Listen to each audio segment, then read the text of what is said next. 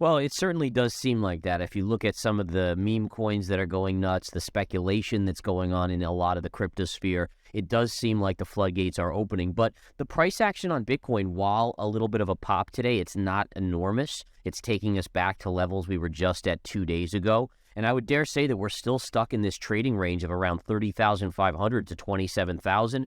And the other thing I would say is that leading into the potential default for the U.S. government, this is when Bitcoin needs to shine, right? We saw it shine or start to shine with the banking crisis. The potential for a default should be seeing even more price action to the upside. So these are the things I watch as a technical trader is if we're not getting a bigger move later this month in Bitcoin, I would start to get very, very bearish.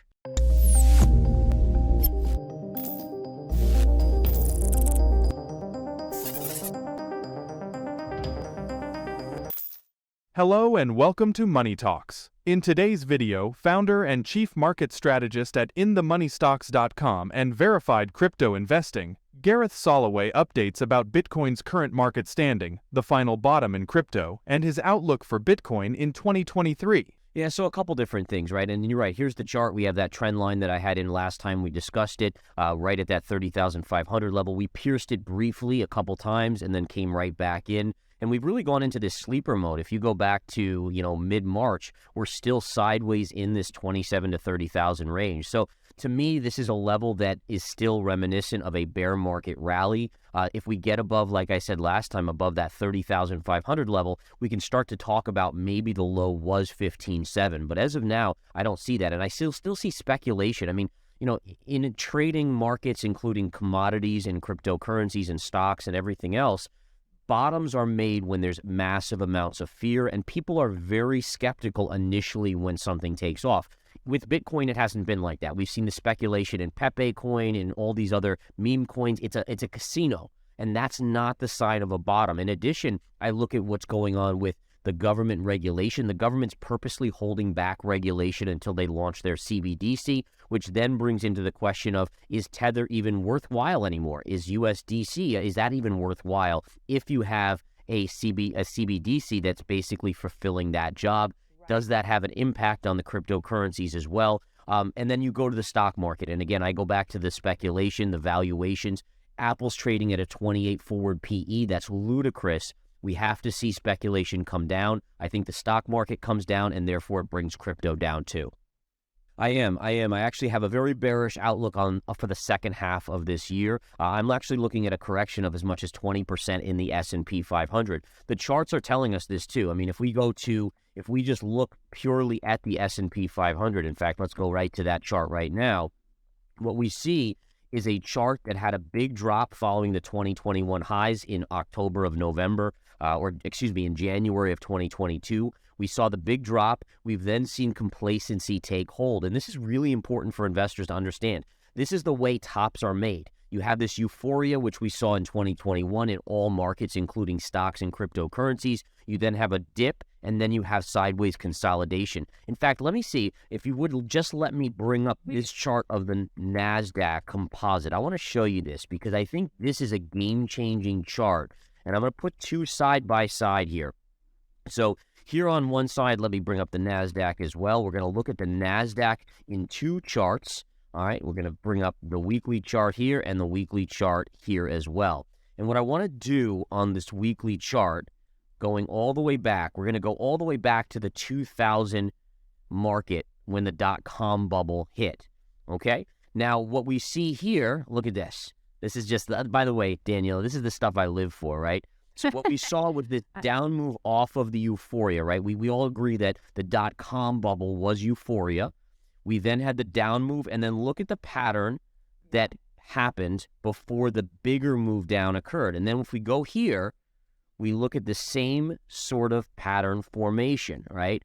And so my thesis is that this is just the beginning of a bear market that we are entering in. And if we look at what the NASDAQ did, we know, first of all, the NASDAQ didn't make highs for 10 to 15 years. In fact, I think it was even 16 years.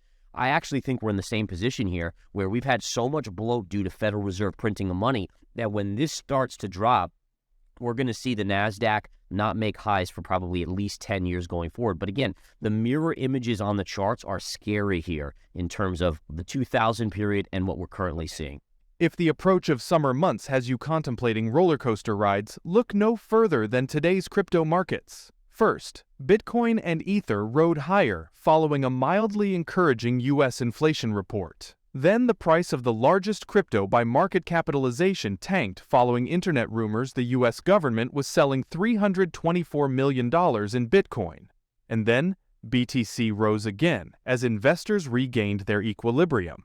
The ups and downs reflected ongoing uncertainties about cryptos and wider macroeconomic conditions. Investors have remained cautious throughout the spring as they look for spurs to drive Bitcoin's price from its current $25,000, $30,000 range. When the catalysts will appear remains uncertain. In the interim, BTC seems susceptible to smaller, singular events and minor swings in market sentiment, although its rebound Wednesday also offered the latest evidence of its resilience. By early afternoon, as the validity of the rumor came into greater question, BTC was recently trading near $27,900, about where it started the day after falling as low as $26,900. Bitcoin is now 2.5% below its 20-day moving average of $28,520. Support for BTC at current levels appears to be strengthening given historic levels of price activity near this level. Ether is displaying similar behavior, with prices reverting to their 20-day moving average as well. Upcoming potentially impactful economic data includes U.S. jobless claims and the Producer Price Index, PPI, both set for release on Tuesday. They will help the U.S. Central Bank's next big decision in June on whether to raise interest rates and have a major impact on crypto and other asset markets. Meanwhile, Bitcoin, like other roller coaster rides, finished about where it began. No, that's basically the thesis of it, is that if you look at, first of all, the cycles, you have a cycle here where we're due for a corrective move. It's been an elongated bull market. If you go back to 2009, it's all due to Federal Reserve printing of money and low interest rate policy, essentially they were just dropping money left and right, free money and printing money. The government was sending out checks. And then you look at what's happening now. Yes, inflation, we saw the CPI data come in a little bit, but it's not going to get back to 2%. It's just, there's too many issues. The first drop from 9.5% to where we are now at 4.9, that's the easy amount. That's the easy drop. That was supply chain.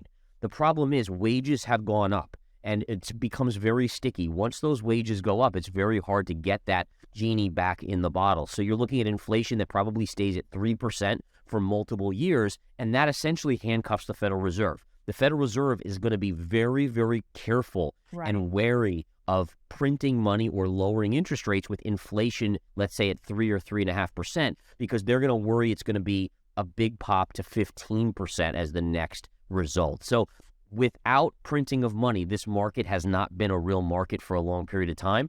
And when the investing public realizes that the Fed's not going to come to the rescue, that's when you see real panic set in. So what are your thoughts about Gareth Soloway's prediction? Tell us in the comments. Also, don't forget to like and subscribe. See you soon with the next video. Thank you so much for watching.